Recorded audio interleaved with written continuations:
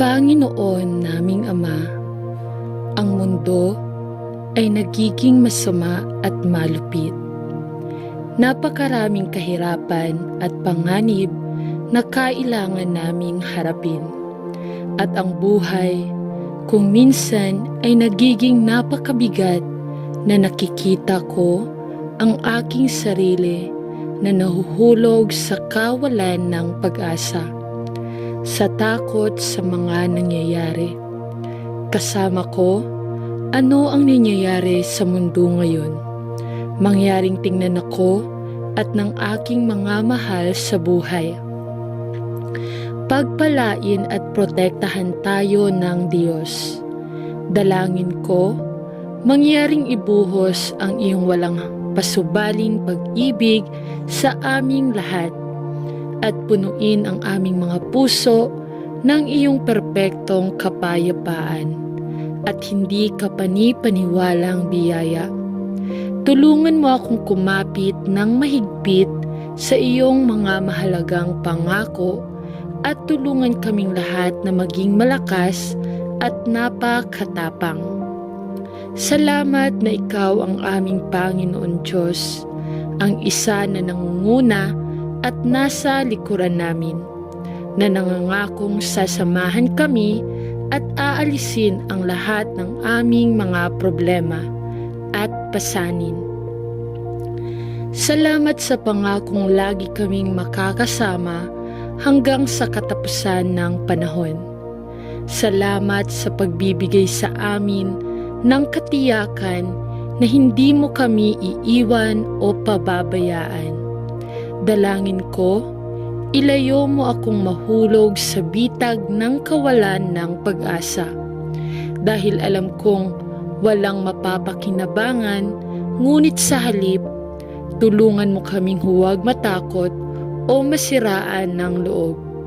Ngunit magtiwala sa iyo sa lahat ng bagay.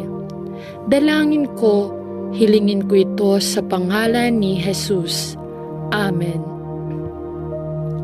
Mapagmahal na Ama, nananalangin ako laban sa kawalan ng pag-asa na nararamdaman ko kapag ang buhay ay nagiging napakahirap at hinihiling ko sa iyo, sa iyong biyaya, na palitan ang bawat madilim na pakiramdam ng kawalan ng pag-asa ng kapayapaan at kagalakan kay Jesus. Nagdarasal ako laban sa patuloy na mga unos sa buhay na tila nauubos ang aming pag-asa sa iyo at iwanan kaming pagod at pagod sa bagyo.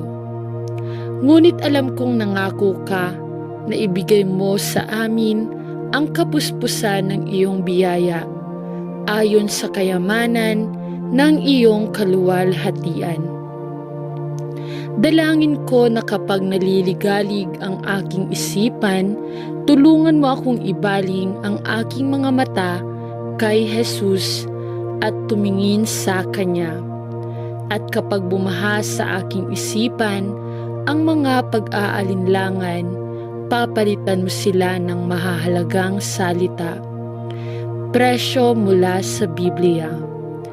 Tulungan akong huwag tumingin sa mga nakikitang pangyayari na maaaring mabilis na magdulot ng mga damdamin ng kawalan ng pag-asa. Ngunit tulungan akong kilalanin at yakapin ang higit sa iyong layunin sa aking buhay, na alam kong baguhin ako sa imahe at wangis ni Hesu Kristo. Salamat sa iyong napakaraming mahalagang mga pangako at dalangin ko na hindi ako matatakot sa hindi alam. Batid na palagi kang handang tumulong sa mahihirap na panahon at nangako kang makakasama ako sa lahat ng larangan ng buhay at sa lahat ng sitwasyon. Salamat aking Diyos at tagapagligtas. Amen. Panginoon, wala na akong pag-asa sa aking lumalalang sitwasyon sa pananalapi. Alam kong naging pabaya ako sa aking pera at walang ingat sa ilang lugar. Ngunit umabot ako sa puntong hindi ko alam kung ano ang gagawin o kung saang direksyon ako liliko. At ang hinaharap ay mukhang lubhang madilim.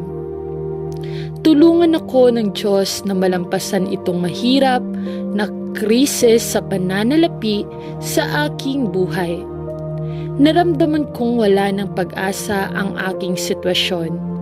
Mangyaring tulungan akong baguhin ang aking buhay at bigyan ako ng bagong simula. Dalangin ko, Panginoon, ang tanging pag-asa ko ay Ikaw. At kahit alam kong hindi ako karapat-dapat sa iyong tulong, hinihiling ko sa iyo, sa pangalan ni Jesus, na pakinggan ang aking paghingi ng tulong at gabayan ako sa panahong ito. Ang desperado na puntong ito sa aking buhay. Nagkamali ako sa pagsusumikap na mamuhay batay sa aking kakayahan at katalinuhan. At aminado akong hindi ako nagtiwala sa iyo. Hanggat dapat at sinundan ko ang landas na sa tingin ko ay pinakamabuti para sa akin. Patawarin mo sana ako sa pagre-rebelde ko sa iyo at tulungan mo akong madaig ang pakiramdam na ito ng kawalan ng pag-asa. Dalangin ko, ilagay ang aking mga paa sa tiyak na pundasyon at pupurihin kita dahil ikaw ay isang tapat na Diyos. Salamat sa Diyos. Amen. Panginoong Hesus, ikaw ang aming patuloy na tulong sa oras ng pangangailangan at aming aliw sapagkat nasa iyo ang lahat ng kasagutan na kailangan naming lahat sa buhay. Kaya't ako ay lumalapit sa iyo upang dalhin ang aking mga kaibigan sa harap ng iyong trono ng biyaya. Kapag sila ay tila nahulog sa punto ng kawalan ng pag-asa. Panginoon, alam mo ang mga problema at sakit na pinagdadaanan nila sa buhay. Ngunit nakakalungkot isipin na halos nawala na sila ng pag-asa at tila sumuko sa kawalan ng pag-asa dahil parang wala na ang buhay nila. Maayos ang takbo at iyan ang dahilan kung bakit hinihiling ko sa iyo na makilala mo sila kung saan sila dapat naroroon at bigyan sila ng tulong at paghihikayat upang malampasan nila ito sa mahirap na panahong ito sa buhay. Dalangin ko na ang pakiramdam na ito ng kawalan ng pag-asa ay mawala sa lalong madaling panahon at na sila ay tumigil sa paggawa ng mga hangal na bagay na maaaring makapinsala sa kanilang sarili o sa iba. Ibuhos mo ang iyong magiliw na pag-ibig at habag sa kanila.